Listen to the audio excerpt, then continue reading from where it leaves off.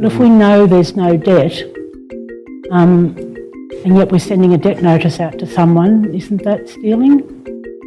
Welcome to the Westminster Tradition, unpacking lessons for the public service, starting with the Robodebt Royal Commission. Acknowledging that we're here today on Kaurna land, my name is Caroline Crozabarlo. I am a South Australian public servant, and joining me today is Danielle Elston, a recovering public servant. Hello, Danielle. Hello, Caroline. I nearly said hello, Alison, because I am missing Alison Lloyd-Wright, our beautiful colleague, who it turns out has a very, very busy job and is unable to squish in a hot takes episode for us this week. So for those of you who've listened to the first bits of our podcast, you'll notice that today is not our usual format.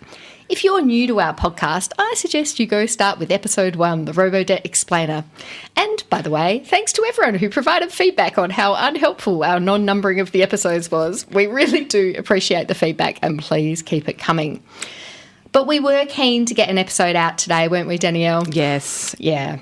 5 days has been long enough. I need to talk now. That is excellent. And it's interesting because actually 3 days ago, Danielle wasn't ready to talk because she was thinking a lot and developing some pretty big reflections on her thought on the Robodebt Royal Commission report, which for those of you listening maybe a little bit later, dropped for us just Friday last. So Danielle, let's start. What are your reflections on the Robodebt Royal Commission report? Well, unlike you, Caroline, I have not read all 900 pages yet. Oh, that's outrageous. 1,038. I feel like they say 999, but when you open it, it's actually either 1,038 or 44. But anyway, Commissioner There's a lot Holmes of makes appendices. very few mistakes. I'll let that one go. No, it did take me a little while to... So I haven't read the whole report. I've consumed a lot of the media. I've done the recommendations and executive summary, which is quite in line with how I frequently get through reports, top and tail, Yep. and then slowly work through the content thereafter. Solid strategy. But also was quite sad and profoundly sad on Friday. Like we sat and watched a lot of that evidence over the course of, I think, 4 or 5 months. Yeah. And they were individual stories of public servants doing things and meetings, and it was fascinating, and we've unpacked it in other episodes and we will continue to unpack it. Yeah. But I was just struck and profoundly sad at what a public service and a government had done and delivered, and the experience of the victims, and did feel like staying very quiet for a minute, because it certainly wasn't a space that I wanted to invade, because it was not ours. It was for the people who had experienced Robodebt. Mm. And then I ended up in quite trying to figure out what the parts of me that this matters to. Yeah. And so bear with me for a second, because it's a little bit weird, because it starts with the Catholic Church, who feature... As do many things. Sure.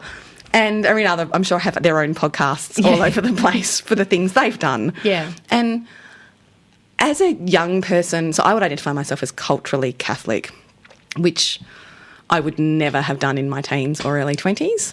I would have been kind of appalled to associate myself with the C word like that, despite having been raised as a Catholic, because I was so offended and angry at the reprehensible behaviour of this institution. I couldn't imagine associating myself with it. Yeah. But as I got a little bit older, kind of the ghosts of 1,000 Irish nanas past turned out to be slightly harder to shake than I had anticipated. Yeah. And I did realise that my interest in social justice, the way I think collectively, not individually, crossing myself when I'm narrowly not hit by a car, are all things that were just very hard to shake. And so what did that all mean? And could I have anything to do with, even by accidentally ritualistically crossing myself, be attached to an institution that had failed and hurt people so profoundly, including people I knew, including my own family and my own life. I'm beginning to see why this was feeling the resonant part of your life story for Robodebt, right? It was. Because that is being a public servant. It is. I'm of a reasonably working class background. Many of the people in my life have and do rely on social security for their security, and there's a whole thing there for me, and Commissioner Holmes covers it, like what does security mean when the government is actively trying to shake your security and your confidence and your faith in a system, but we'll leave that for another day. Yeah. And so I'm like very familiar with a life of week-to-week living. My life is not like that now, but it's not super unfamiliar to me. I'm a bit of an administrative nerd. So, you know, in every family, like for my husband, people invite him places because he brings exquisite food. Yes. For some people, like they do help with renos or whatever else. I'm the person in my like friend and family group that people call when they've got like an insurance claim and it hasn't been accepted and it doesn't make sense. Or you need to get a COVID diagnosis for your dad, like I called you for the other day. Like literally, you are that person. I'm good at systems. I'm good at forms. I'm good at complaint systems and escalating and that kind of thing. So I was aware of a number of people in my life who had been robodebted. But what shocked me when we released the podcast was all the other people who hadn't asked me for help, who it turned out had had a robodebt. This is insane. In their life. And so I'm reasonably connected to the idea of using the social security system and what robodebt can do. Yeah. But I'm also like a public servant at heart. And I keep saying I'm a public servant. I'm actually not a public servant. I'm currently working in a different role and interacting with government in a different way. Yeah, but only if we can just pause, because I think one of the things you and I have talked about before is that you see that the public service doesn't operate in a vacuum, and sometimes the public service operates best when it's getting prodded and poked from the other side, right? So, sure. Well, I think it's a bit like still being culturally Catholic, which is you can take the girl out of the public service, but you can't take the public service out of the girl, right? Like, I'm stuck with that now forever. And so, I mean, I believe passionately in the public service and particularly it being as good as humanly possible. And so I think just for me, over that 3 days of thinking about it, in addition to the horror just laid bare and obviously in the report, there's nothing in the report that I've seen yet that has surprised me that we didn't know already, that the evidence didn't show us. So I'm not sure why I had to reflect so much until I realised that for me it's one of my groups of people who have so profoundly failed another one of my tribes or group of people, and I'm a part of both, and I was conflicted about how I felt about that. So, you know, it was my people that designed, delivered and defended a system that created such profound harm, and some of that to the people closest to me, and in a more general tribal sense, to my people. See, it's so interesting. Like, I really agree about the big identity soul-searching that has come with this Royal Commission. But I think, you know, unlike you, Dee, I come from a really privileged background, right? Like, I am, you know, a white upper middle class woman who hasn't experienced a hell of a lot of hardship in my life, and it wasn't until quite late in my life that I became quite close for various reasons to people living in precarity, I guess, like in that precarious nature of things. And I think, you know, that's really been the last kind of 8 to 10 years for me. And I think about how once I was exposed to that, it just completely altered the way I did public policy. And I worry for, you know, the alternate universe Caroline who made different choices and never embedded herself alongside a different way of seeing the world. Like, I think I would have still been a person who's caring and kind and whatever, but I think I would have been much more like some of the incurious people that we see in DSS and DHS. So that's one of my real kind of things, is I've felt quite uncomfortable about that. I mean, we'll talk more about this in a future episode on accountability where, you know, spoiler alert, we're going to reflect on the contrast between a system that's designed to elicit false confessions from the poor and powerless on the one hand, and on the other, with almost no exception, has seen no meaningful confessions at all from the guilty. No. But I think there's something about that idea of shame as well, which is one of the things I'm really taking away from the launch of the Robodebt Royal Commission report. And so on this, I would just like to highly recommend to our listeners the Rick Morton Inside Robodebt series, which is on the 7am podcast, which is obviously much more rigorous and accurate than our podcast, but also just Rick brings that incredible sense of social justice and place and person to the story. And really importantly, he is telling the story not from a position of power, whereas the Royal Commission really tells the story from the position of power because it's looking at who the decision makers are.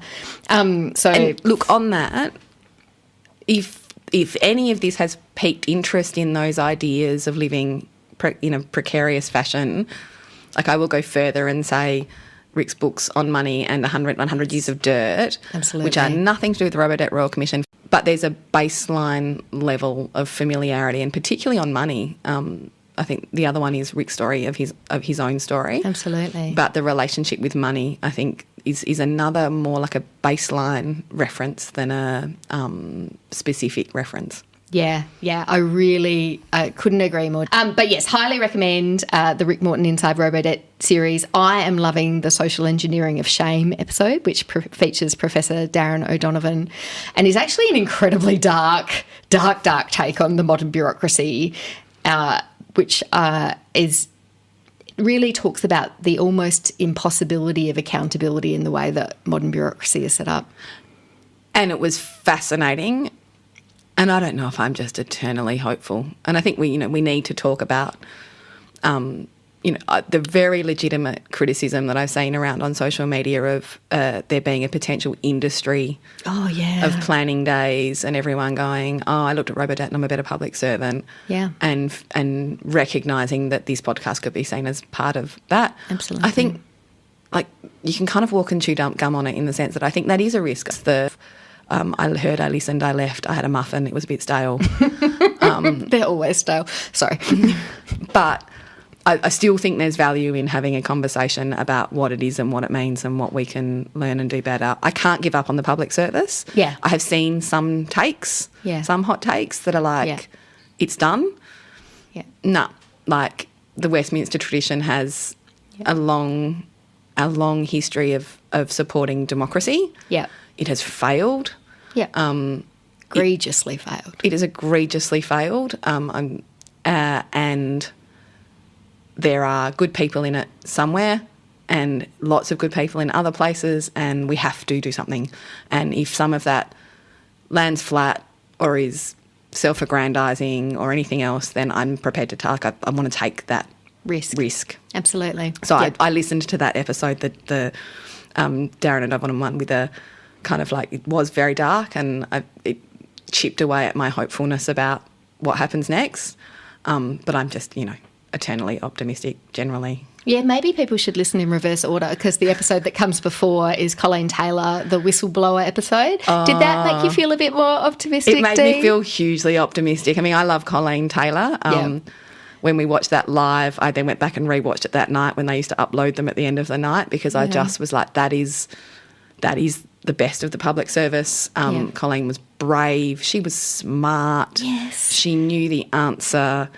She was nerdy. She was diligent. Like, there's plain spoken. Yes. Compassionate. Used words for what words were meant for. Yeah.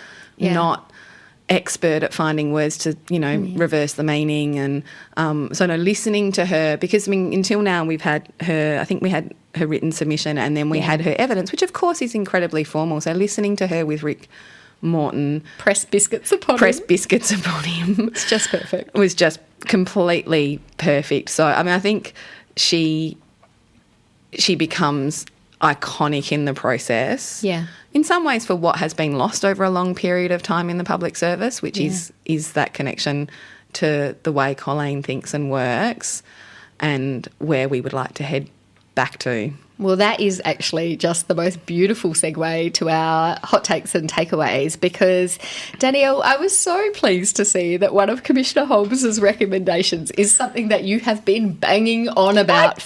Bang on about things. Something that you've been eloquently making a point about forever, which is recommendation 23.6, frontline service. Senior executive staff should spend time in frontline service delivery. Tell me about it, Danielle. Why is this a good idea? Look, I did squeal slightly to see one of my preferred topics in a recommendation written by the great Commissioner Holmes. Look, I have been talking about this for a little while, but something you might not know is I did it in a couple of different projects, and then I came and was working quite briefly with you, and you had just taken on ICT, which you didn't know anything about. Nope. And I was like, it was in the first week, I need to catch up with you because I don't understand what the brief of this is. And you were like, I can't meet all day. And I was thinking, it must be a terribly important meeting. You were going to sit on the phones in IT and answer the calls of the person with the password reset and have someone sit there. Those poor people. The service they did not appropriately get. In fairness, my first thought was, I wonder how that will go and those poor people who are just looking for a password reset. Super awesome guy sat next to me and helped me. But it was one of those moments of going, there are people who will do this, Steve. like learn what it is that they are leading and why it's complicated to password reset or why it takes longer or why it's harder. And that it is complicated and it's not just the guy on the end of the phone being annoying. It turns out he has to go through 7 screens to get there. And what can you do about the 7 screens and all of that kind of thing? So, no, I have been for a long time, and part of that is to do with, and I think we've already covered this, that professionalisation of the public service, which is both appropriate but moves us away from the people who need us the most. Yeah, also, I just want to put a pin in this for a future episode. You said this in the earlier episode and you've just said it again, that it's appropriate. I disagree and think that the way in which we whack tertiary education required into role descriptions is explicitly discriminatory. Look, that I do as well. And it's an issue that we've been talking about a lot when we were working with our Aboriginal workforces. It's like the consistent feedback I got was, Caroline, you're keeping us out because you're requiring a tertiary qualification, and I have 20 years experience doing really specialist work here, and it infuriates me. So I don't agree with the professionalisation necessarily. Look, I agree with, there's plenty of room to move on it. I suppose, it's not necessarily terrible that we expect a more complex understanding in the leadership space now. Absolutely. It's just that it continues to separate, and what you see here is Colleen is a hero and there are others who are not. Yeah. And part of that is because senior people were not spending time on the frontline services. I have seen it in 1,000 different places. I've also seen lots of leaders who I admire get it right and go and understand it properly. And it's not just about time with teams and staff. It's the customer. Yes. It's listening to what a story that starts with Nana and ends with this, and you're trying to figure out which bit of this is fixing the computer or trying to return the dryer that broke under consumer law, and the story can be really long, and the effort of the person to unpick what they need. So all of these things, I have been saying for a very long time that you can't possibly make decisions about how long you're allowed to be on the phone unless you have actually listened that the story is longer than that time allowed, and then you have to figure out what the problem is after that. So I was very, very happy to see my pet project in lights, and because they weren't a huge. So look, again, I have not read the whole thing, Caroline, so there wasn't a huge amount of recommendations. I was a little bit, I don't know if surprised is the right word. I think I was expecting to be overwhelmed and was like, we've just used plain English and described the few dozen things that need to be done. Wow, that's new. Yeah. But you have. So I should really confess, right? I have not read the whole report. What I have read of the report is the TikTok. That's the bit I've read. The second bit, which will, I imagine, inform many more of our podcasts, is around her recommendations for the kind of policy and structural things that we need to change. How do we make legal advice better in government? And that's the bit I'm interested in reading, and the bit that I keep trying to get through in the 5 minutes here and the 5 minutes there and that kind of thing. So that's still more than I've read. Good on me. What have I missed? Look, too many to name, but I thought perhaps I'd just give a few reflections on some of the findings about things that we've already covered in the podcast, and what that's made me reflect on, and kind of how that's made me rethink what we took. But I guess actually the first and most important observation I would make about the report has absolutely nothing to do with who did what when. It's the Commissioner's underlying finding and very strong message that Robodebt was enabled by a political discourse of war against unentitled welfare recipients. And that, I know in the Bright Ideas episode, Alison talks about the authorising environment of a new minister and an ambitious DepSec as providing the impetus to make this happen. And that's all true. But what the Commissioner saw and described so perfectly was that all of that is only possible in a context where you are waging war on welfare recipients and you don't expect anyone to fight back. So we talked about the culture inside places, but we didn't reflect on the culture, as in community, public culture. Yeah.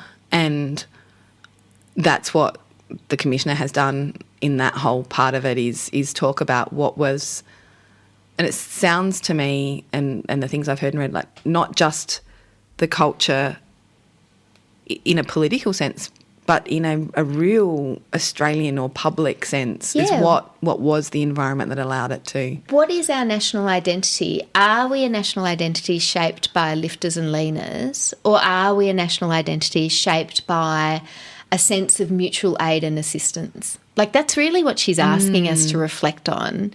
And it's not actually completely partisan, you know. There's some of the not at all. I mean, you must be able to think of examples in all jurisdictions and in all colours of government. Yeah. And look, I think we do it better than some other countries. I think we have resisted temptation sometimes on a divide and conquer kind of real politic. But maybe we have one of the most segregated, we have one of the most means-tested welfare systems in the world, which I didn't know until I read a very excellent report written for the Royal Commission on Welfare History in Australia. And it's that means testing is very much part of the way that you divide the worthy and the unworthy. So there is something kind of baked in about the stintingness of our help. Yeah. And about needing to justify that you've done everything you can even before. Yes. So we're not talking about compliance. We're talking about access in the first place. Yeah. Needing to have done everything. So there's presumably a view that you can't win the politics of it unless you've done everything humanly possible to make sure the gate's not even that wide. Yeah, I really think that. One of my mates in another jurisdiction, when I was talking to her about the testimony of Rochelle Miller, actually, she said to me that her mother has a phrase, cold as charity, and that has been ringing in my head since she said that 4 or 5 months ago, because there is something, the difference between a sense of mutual aid and a sense of poorhouse charity. That's where some of this, where Commissioner Holmes is going. Yeah, right. Yeah. I've thoroughly looked forward to those reflections. But the who, what, when, where is your... my nerdy interest. That's your nerdy sub-interest. So what have I missed in relation to the who, what, where, when? The TikTok. All right. Well, I've got a couple for you here. A couple of corkers. So you will recall we talked about in the Columbia Effect episode where we talked about DSS's first opportunity to kill Robodebt. There was this critical meeting on the 20th of February between DSS and DHS in 2015, and they changed the language in the MPP to say, that went from saying we will use income averaging to say no change to the way we're doing it. You remember? Yep. Excellent. So, and DSS leave that meeting thinking that that they've got rid of income averaging. And the DHS people leave that meeting thinking that they've told DSS, oh, we've always been doing averaging, so there is no change, so it's fine, and they go off and do Robodebt, right? So which one did Commissioner Holmes found whose memory here wins the prize? Well, completely consistently with our kind of take on it, she thinks both people left the meeting with those genuine beliefs. Oh, good Lord. I know, right? She's not super complimentary about the DHS Assistant Secretary and possibly Director who leave the meeting thinking that. She sort of makes some comments about how they tended to attend what they were told needed doing and were not given to deep reflection. But she says, you know, DSS left with a genuine and well-founded belief that income averaging wasn't going to happen, and DHS, the junior burgers, left with a belief that they were going to keep averaging, and that Mark Withnell, the First Assistant Secretary in DHS, left knowing that he was misleading Cabinet. So he left knowing that DSS believed one thing and that DHS was going to do one other thing, and he left in the full knowledge that they were going to mislead Cabinet, and that was what she found. Goodness me. So this comes back to that issue of, you know, how they were working together or not. Or not. Or pretending to, depending on how you go at it. Did we find anything about who was protecting whom across that kind of two-department system? Yeah, so as you might recall from the second opportunity that DSS had to kill Robodebt, where the Ombudsman starts sniffing around, the Commissioner looks carefully through the record and she views that DSS engaged in an active cover-up. And what she says is that she was satisfied that the behaviour of the three people involved in making false representations and concealing critical information was designed to, and did, mislead the Ombudsman. Wow. Yeah. She also finds that a senior executive exerted pressure on the lawyer who provided the second 2017 advice to provide the advice that said it was lawful. Yeah, and look, we covered some of that in Advice is Just Advice, and I think we get a lot of feedback about that. We do get a lot of feedback about that episode. And particularly one of the questions around that conference, around how on earth did everyone walk out of there without action, all the words and no action. I mean, the whole Royal Commission is about people talking to themselves and not doing anything lest they kind of expose themselves to any personal risk. But did we ever get to the bottom of how they all sauntered out of that administrative law conference without doing anything? Does make a specific finding. She talks about how the failure of the Chief Counsel of DHS to genuinely assess the merits of Mr Haig's arguments and to recommend that legal advice be obtained was because the Chief Counsel knew that the Secretary of DHS did not want such advice. And that's, in fact, the theme of her findings about what's happening in DHS during this time, is that people are, and she documents the ways in which people are given implicit and explicit signals not to tell, not to look, and then not to tell. So we did finally end up at one point in wrapping this thing up many, many years too late and many, many victims later. Yeah.